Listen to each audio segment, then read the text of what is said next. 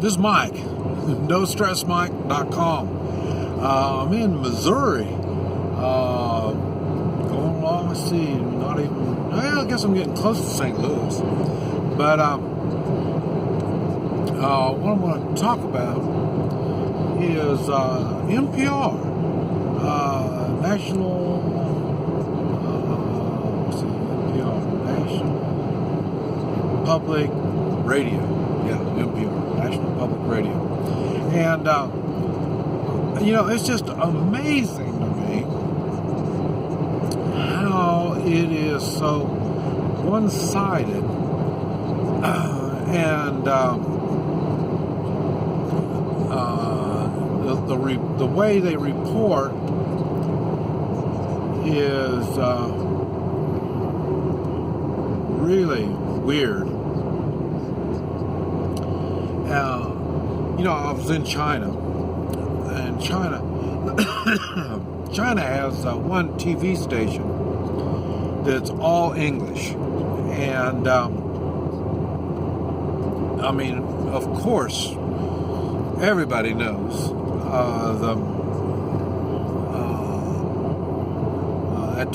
all the media in China is government controlled, and it was when I'm listening to NPR, they report the same way that they report in China.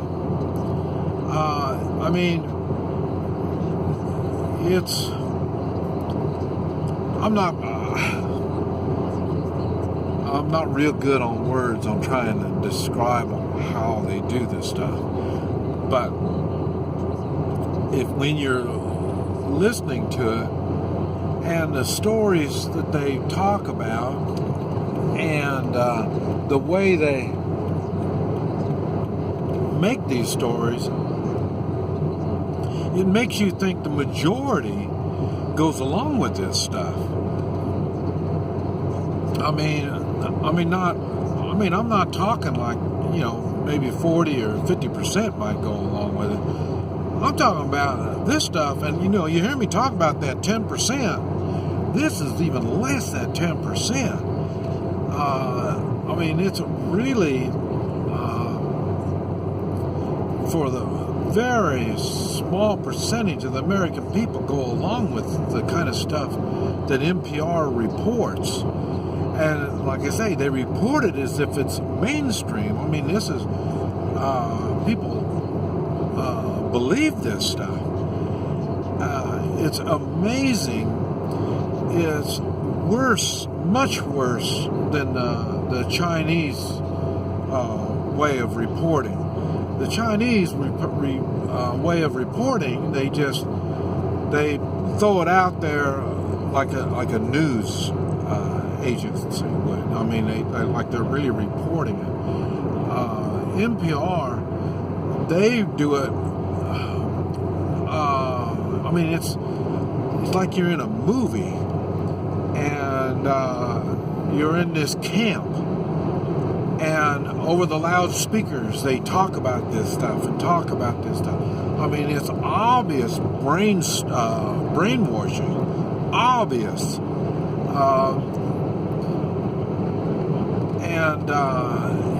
If I was to be locked up in some camp and they'd have these loudspeakers, it'd be NPR that they're going to be talking about to get people to calm down. That fence around you is to keep the evil world out. That's why they would. That's how they would explain the fence that's around you is to protect you. It's really strange, and it's one report after another, and they cover everything. That's what I like about it. It reminds me a lot of stuff that I've forgotten. And and it reminds me about it. But I don't think nothing like they think, or like they think is the right way to take care of this stuff. Okay, like examples, North Korea. Well, China has a lot of what do you call it? Human trafficking, and what it is, they rent out people from the prison in North Korea, and then they pay North Korea money for this forced labor. And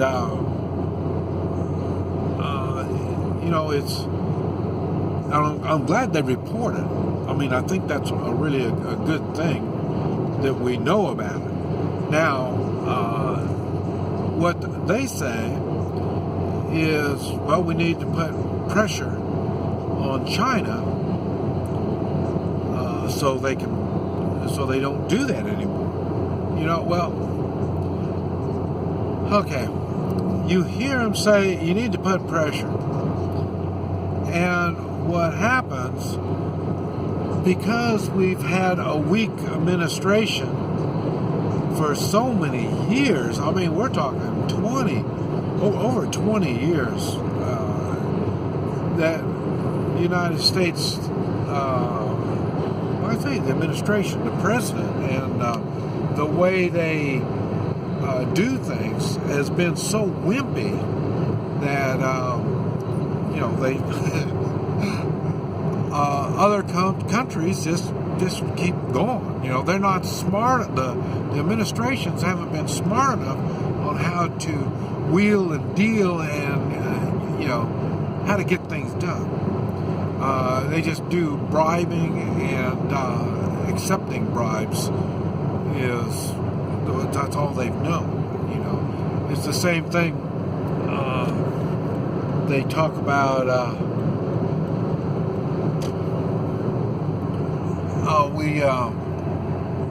the poor people. There's so many poor people in the United States. Poverty is getting bad. Okay, well, to fix this problem, we need to put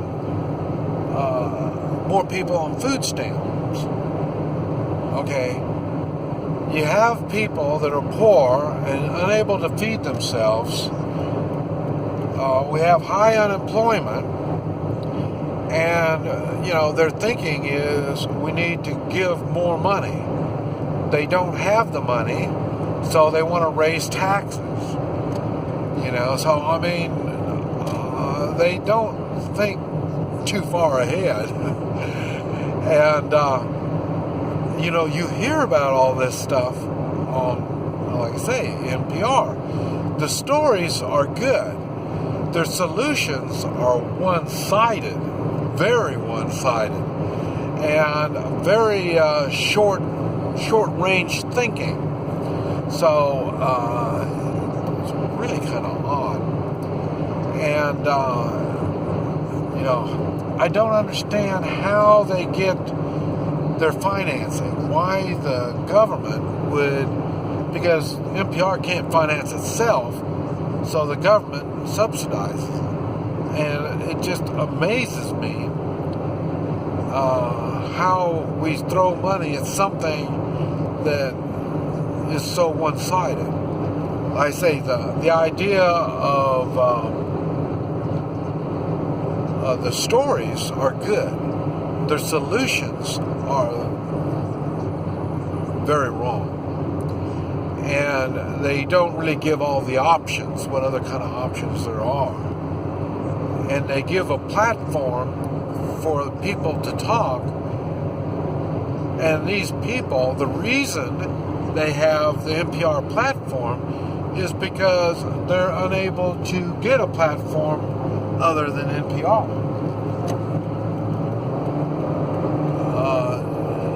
I mean, they can't even do it on YouTube. I mean, their stories are like I say, so bad nobody wants to listen to them. kind of like what I am.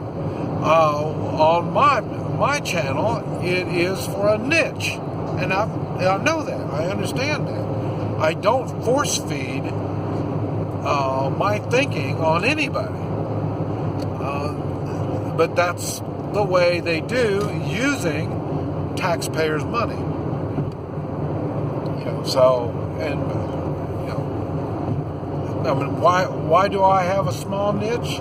Is because all my stuff is all based around taking personal responsibility and morals. Both of these things you don't hear about in government, in education, at all. As far as I know, I don't know where you hear about this kind of stuff. And I give examples on how personal responsibility and morals works. Nobody wants to do that. So that's why it's a niche. And but at least you're not paying for it. But anyway, NPR. It's listen to their stories, because they do bring up good stories. Remember that mentality of what they talk about is a very small minority now of the Americans. So remember that. This is Mike. NoStressMike.com.